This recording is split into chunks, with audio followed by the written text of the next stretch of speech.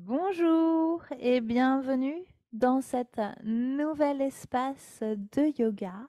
Nous continuons les postures assis, à présent avec la posture de la pince Paschimottanasana.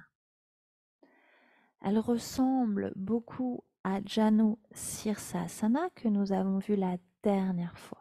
Donc, à nouveau, je vais vous inviter à vous échauffer avant de rentrer dans cette posture, bien sûr. Et les articulations, mais aussi avec le chat, la vache, le chien, pourquoi pas quelques postures debout. On activera bien son bassin, sa colonne vertébrale, vraiment prendre le temps avant de venir s'asseoir. Il sera aussi important peut-être d'avoir fait quelques pranayama, c'est-à-dire quelques espaces de respiration en conscience avant de rentrer dans cette posture assise. Donc cette posture est à éviter si vous avez des blessures au dos ou au genou, hernie discale par exemple, en cas de diarrhée, asthme, femme enceinte bien sûr, et surtout ne pas pratiquer cette posture après manger. C'est une posture qui engage tout le corps, en particulier le dos, le bas du dos, les épaules et la cage thoracique, le ventre, toujours dans cette intention de poser son nombril contre sa colonne vertébrale, mais aussi les jambes, en particulier les ischio-jambiers, et jusqu'au bout des pieds. Ça va permettre d'étirer l'arrière du corps, augmenter le feu digestif, activer et accompagner nos organes comme la rate, les reins, le foie. Elle va renforcer les muscles du dos et soulager les tensions au niveau du bassin. Donc je vous invite à me retrouver à présent sur le tapis pour découvrir ensemble la posture de Paschimottanasana. Dans cette posture, vous pourrez utiliser quelques outils comme une brique ou un gros livre, sachant qu'une brique reste quand même un petit peu plus léger. Une sangle, donc soit une sangle de yoga, soit une ceinture, soit un foulard un peu résistant. Et pourquoi pas une couverture ou deux serviettes.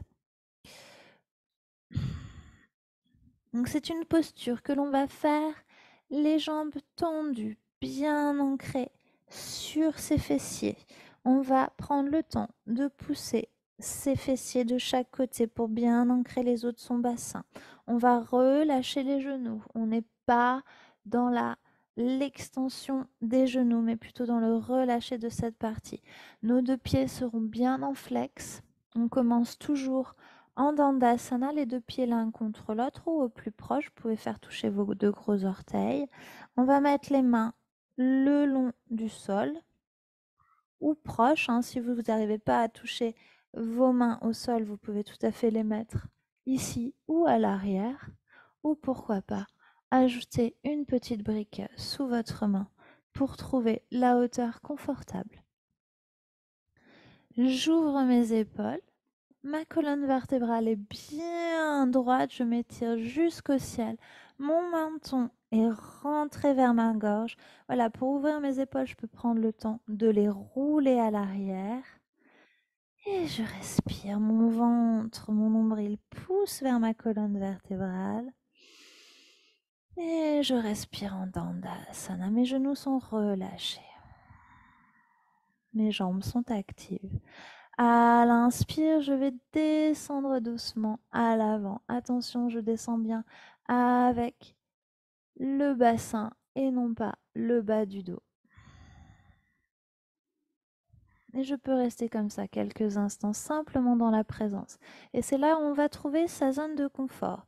Du coup, est-ce que j'ai besoin de plier un petit peu mes genoux pour avoir mon dos bien droit et ne pas forcer sur mon corps?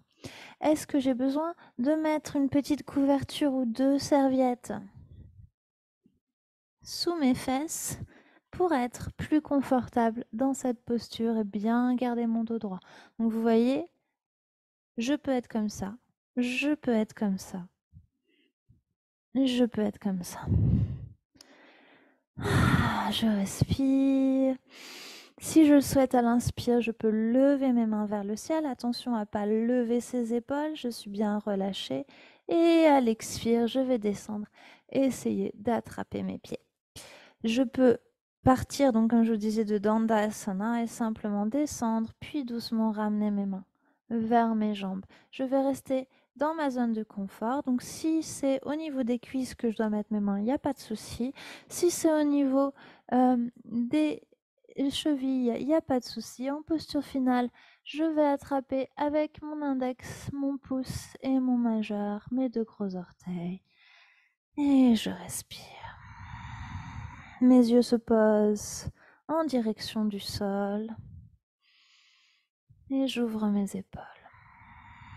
Mon dos est bien droit. À chaque inspire, j'élève, j'étire mon dos. À chaque expire, je relâche. Mon dos n'est pas roulé. L'intention, elle n'est pas... Si, bien sûr, l'intention, elle est d'aller toucher ses jambes, mais si on a le dos roulé, ben non, c'est pas juste. Donc, il vaut mieux avoir les genoux légèrement pliés, le dos bien droit, plier les coudes si nécessaire et ramener son menton vers sa gorge. On reste à son niveau. Si vous le voulez, si vous vous sentez confortable et que vous descendez bien, vous pouvez tout à fait mettre une brique pour soutenir votre tête. J'ouvre mes épaules, je contracte mon abdomen, je reste dans cette posture. À l'expire, je relâche les tensions, mais je reste présent. Je suis dans le micro-mouvement. J'inspire, j'élève mon dos. J'ouvre mes épaules, j'expire, je relâche les tensions.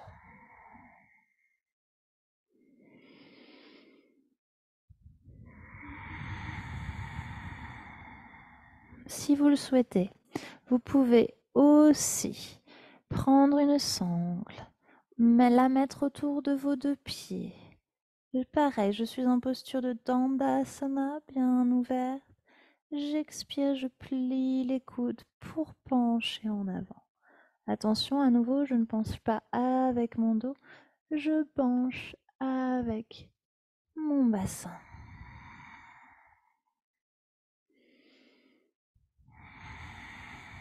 Et je respire. Quand je souhaite sortir de cette posture, j'inspire, je lève les mains vers le ciel, je relâche les épaules. J'expire, je dépose mes mains de chaque côté. Je reste en Dandasana quelques instants. Mon corps toujours actif. Et je relâche. Voilà. Dans les petits mouvements que l'on peut faire après cette posture, ça peut être sympa si vous vous sentez confortable de se mettre en Dandasana, les deux mains contre le tapis. Et j'expire, je roule. J'inspire, je remonte.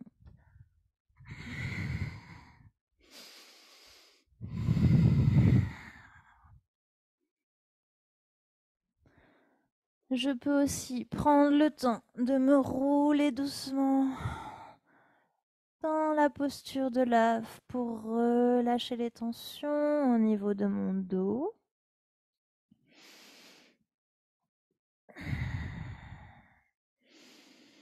Ou bien choisir de me mettre en chat et vache, les mains dessous des épaules pour inverser un petit peu la posture de mon dos. Et terminer avec la posture de Balasana.